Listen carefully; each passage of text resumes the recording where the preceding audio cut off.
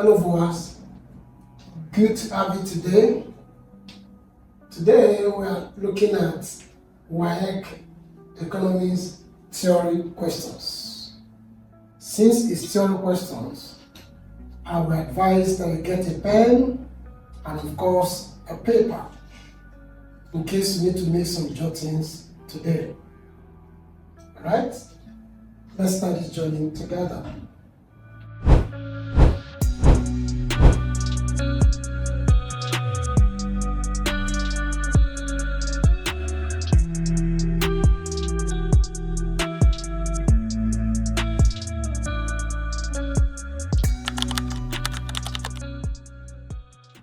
So, like I said, selected likely WAEC questions.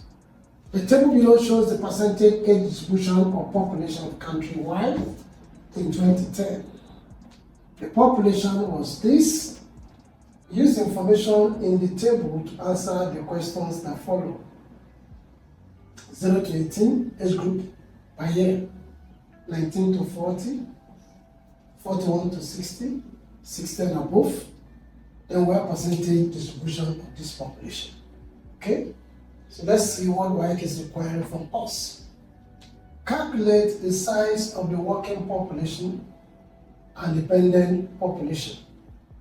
So two things we are calculating, working and dependent. So we need this table.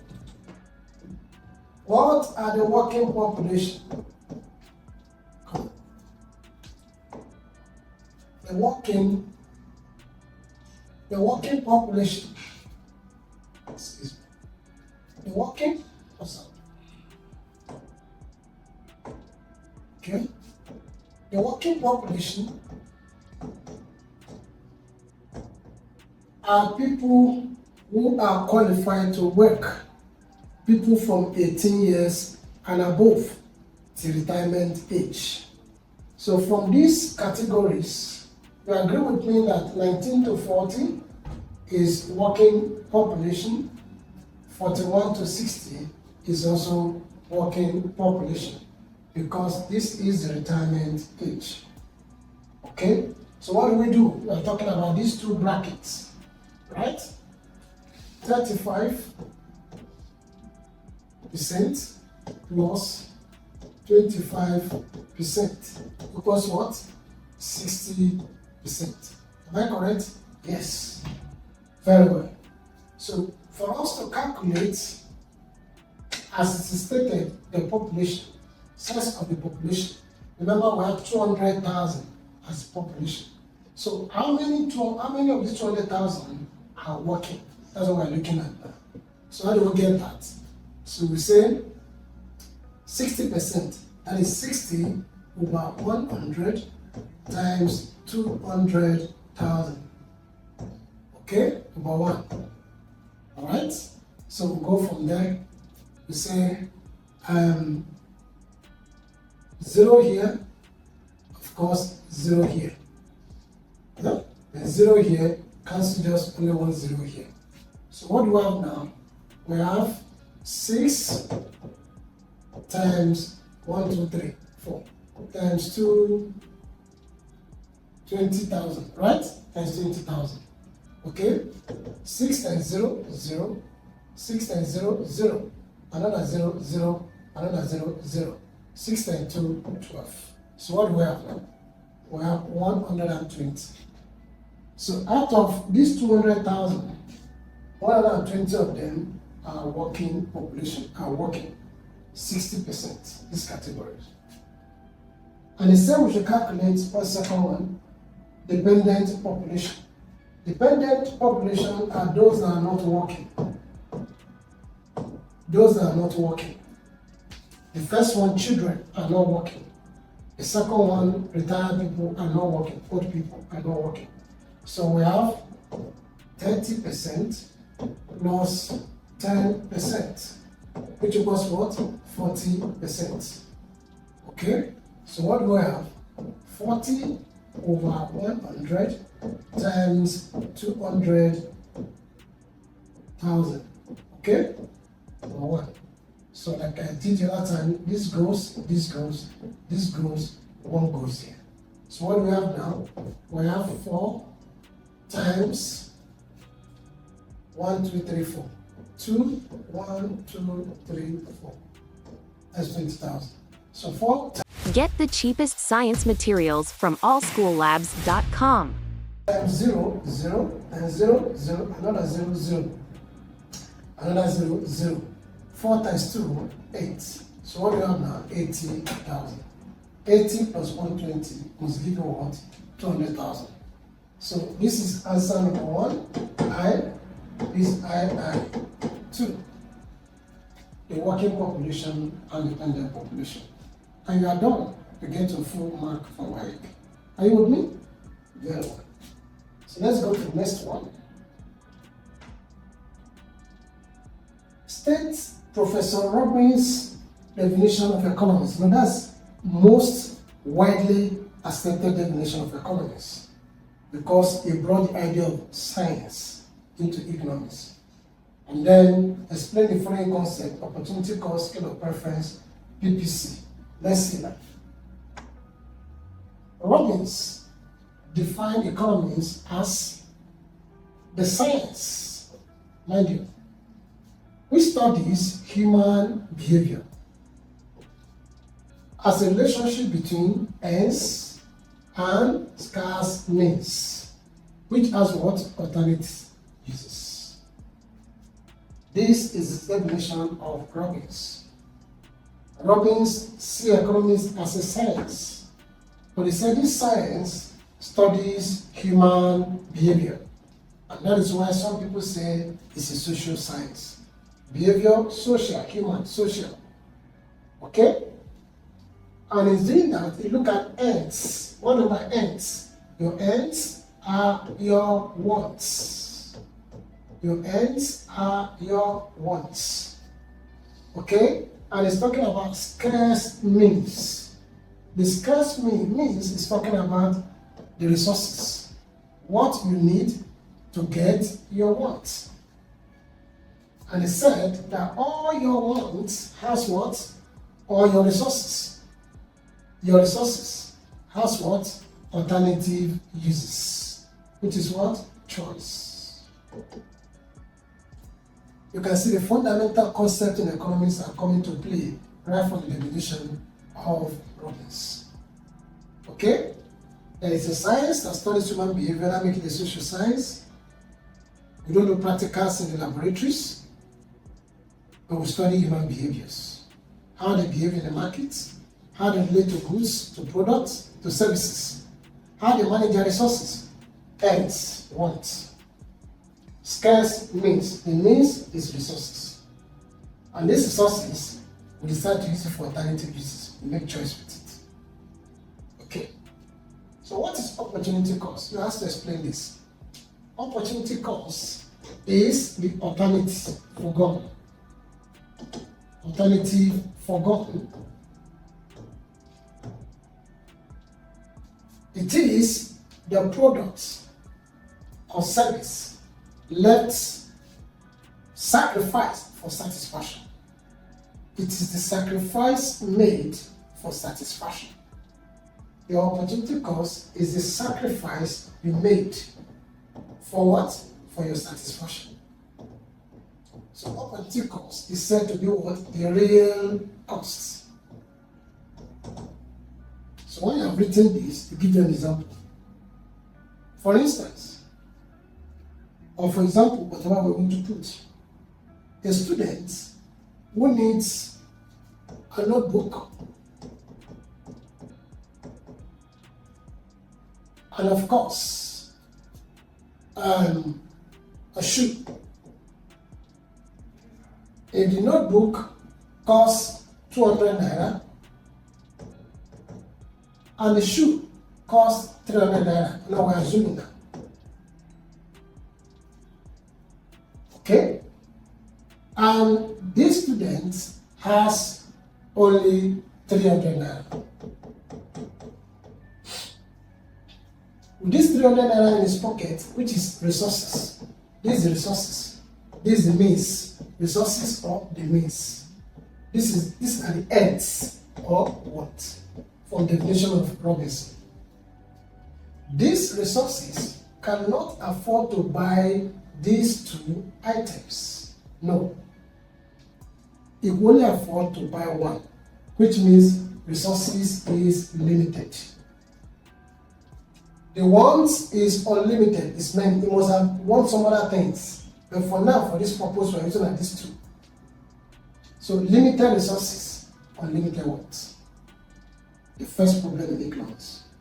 And that is why what you need to do is now to make choice, alternative uses. So the choice now is to choose to buy notes, book, or buy a shoe. Run quick tests and analysis. Visit analysis.africa. If the boy chose to buy notebook, notebook becomes his choice. Notebook becomes his money cost. Notebook becomes his satisfaction.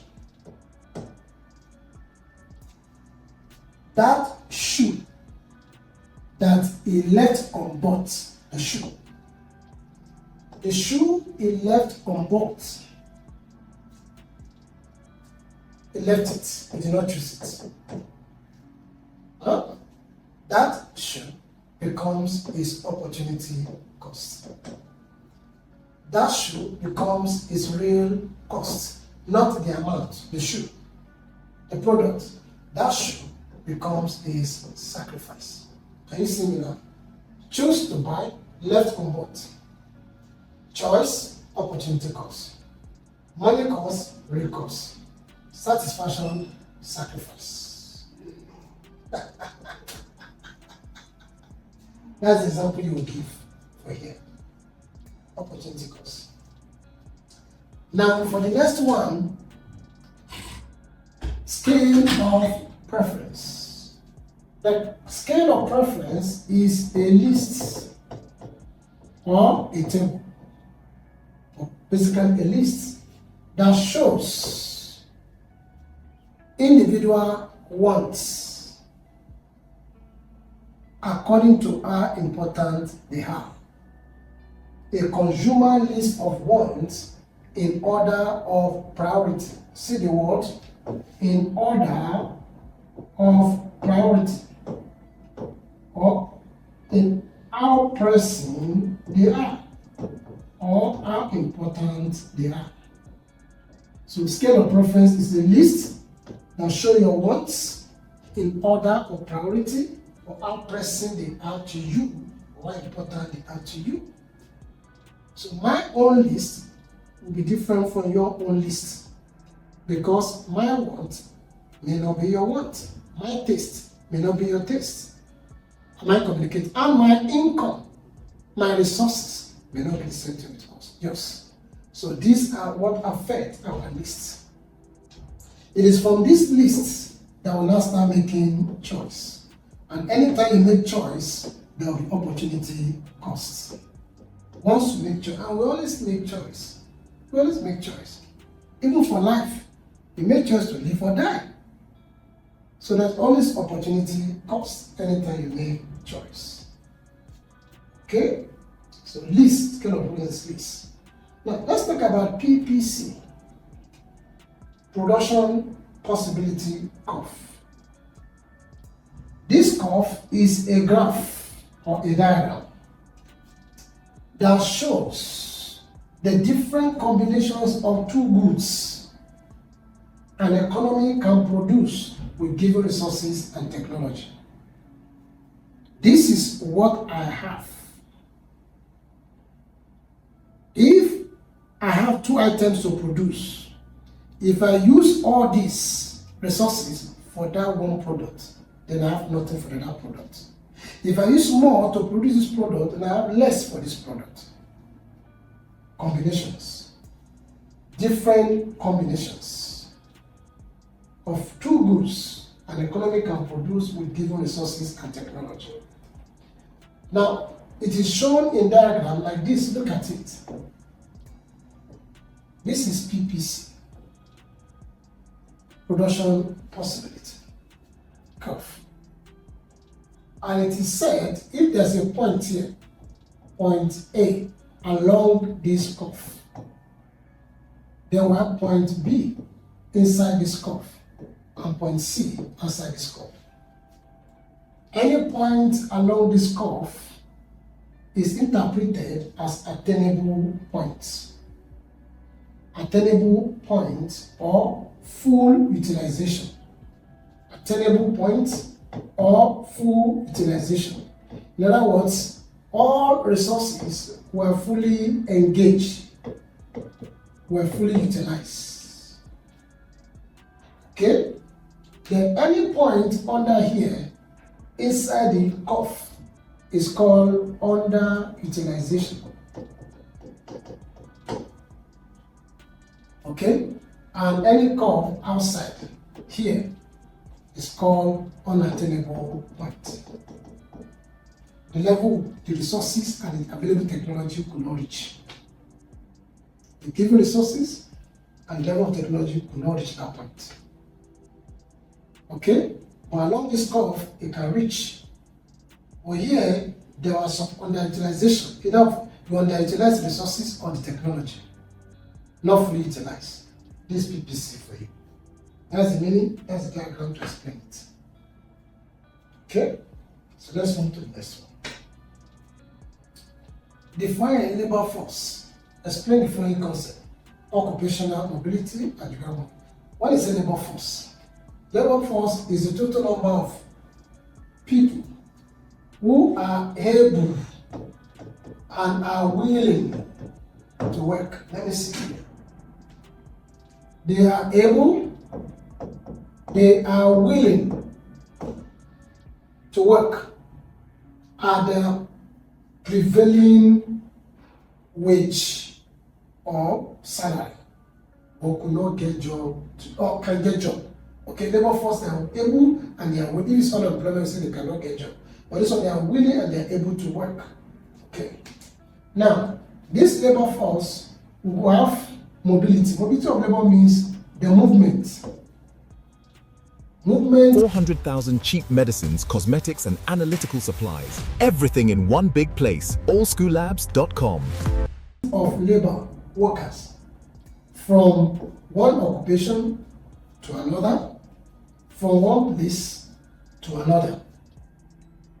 Okay? And that's why we have this. Occupational mobility means moving from one job to another. Alright?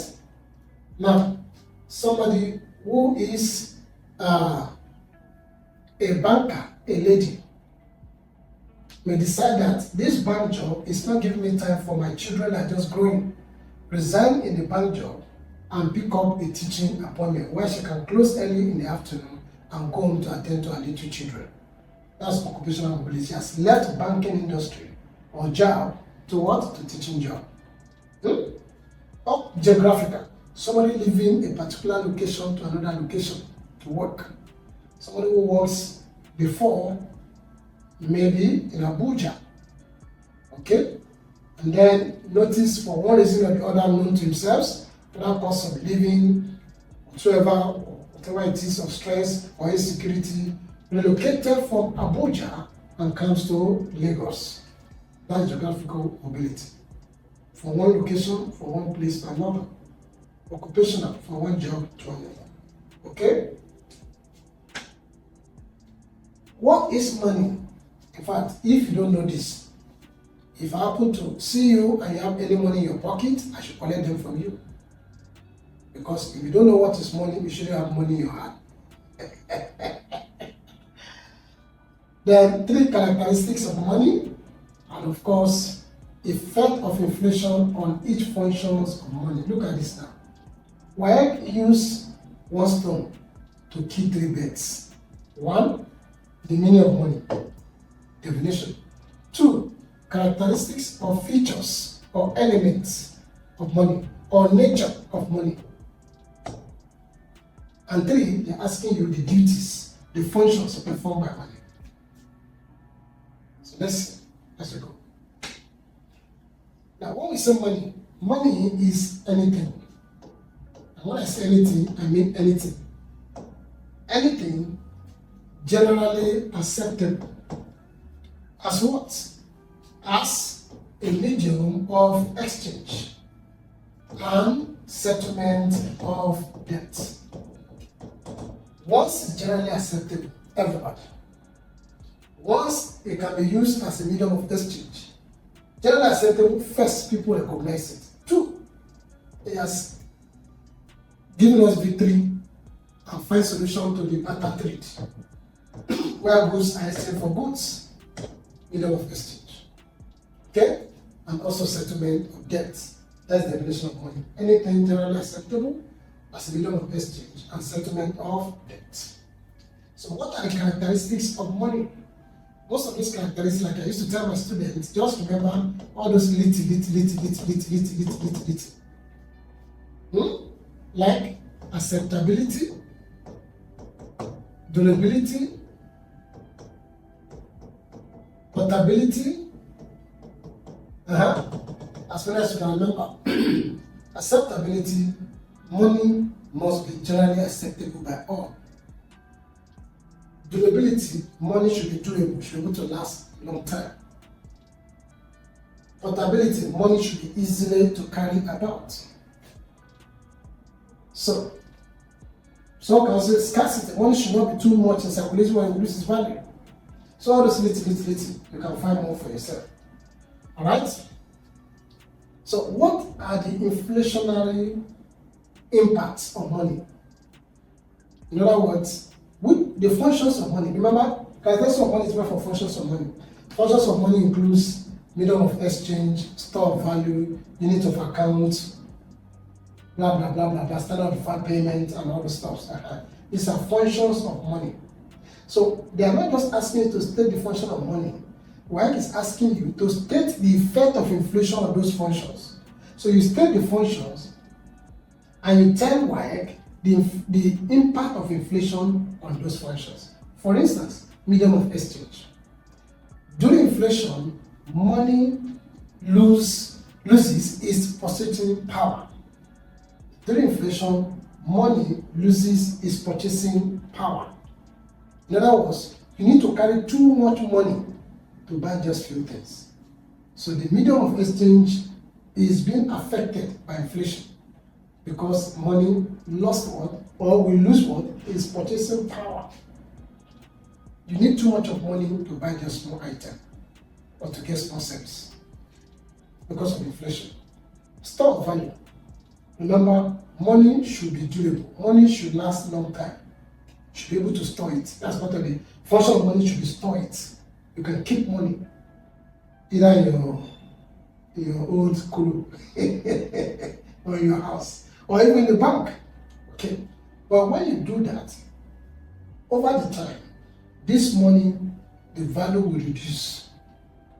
For instance, the 100,000 naira you kept in the bank since last year, what 100,000 can buy last year, it cannot buy it again this year. Do you agree with me? Okay, if you have to buy fuel now, if I bought fuel 100,000, you know how many liters you will get last year?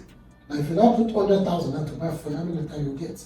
So over time, because of inflation, the value of money reduces over time. This is what I'm going to explain to WAEC. Unit of account. During inflation, prices change frequently. And because of that, it is difficult to plan. It is difficult to even invest. It is difficult to say, okay, this is how much I bought this last time, this is how much I'll buy it now. You cannot. The unit of account is affected by inflation because prices changes frequently during inflation. The standard of deferred payment is also affected. If you take loan now, it's better you use it now.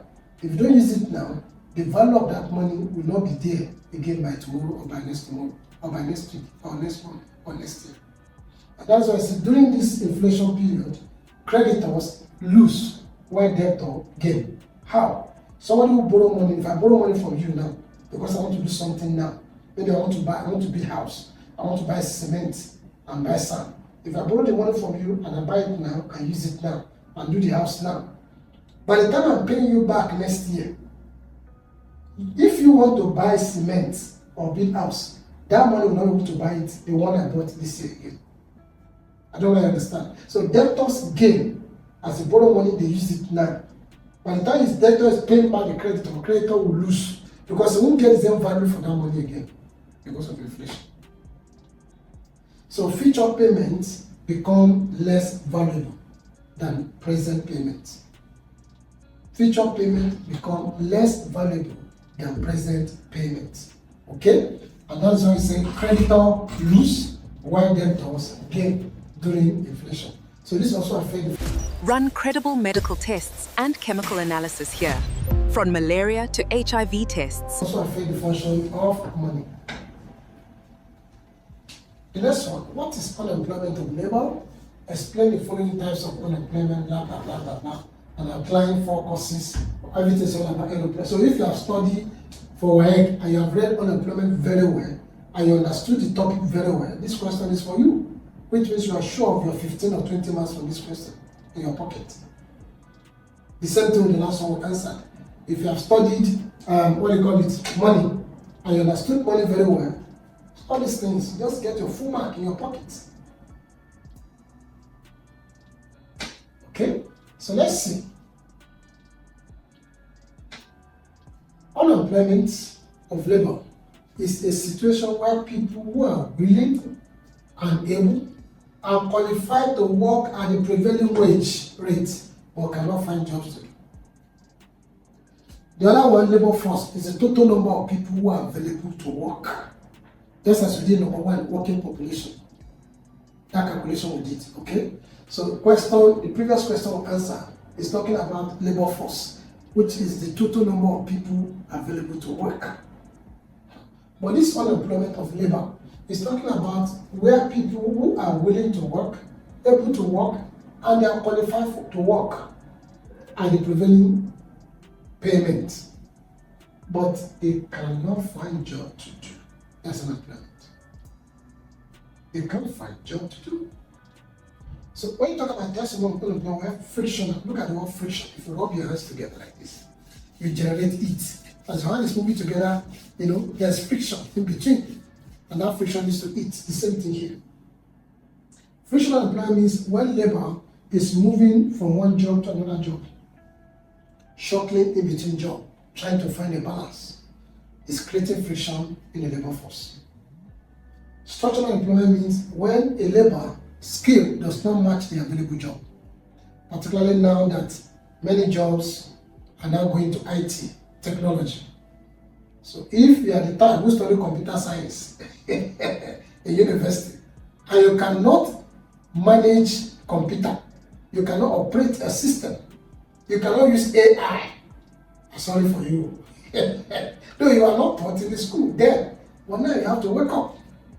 So skill mismatch will lead to what? Structural unemployment. In other words, structurally, you are not, the skill you have does not fit for the available job. So we call it structural unemployment. Then seasonal, that is changes in demand. For instance, rain is coming up. When rains become heavy, then there will be need for more umbrellas and raincoats. I can't imagine doing it, somebody wearing raincoats, you will think the person has cold. Because there's only heat. Raincoat is rubber, you are wearing, you are generating more heat for yourself. Okay, so these are seasonal changes in demand, which also affect industries and investment in those areas. Okay, so there will be unemployment, even agricultural products during dry season.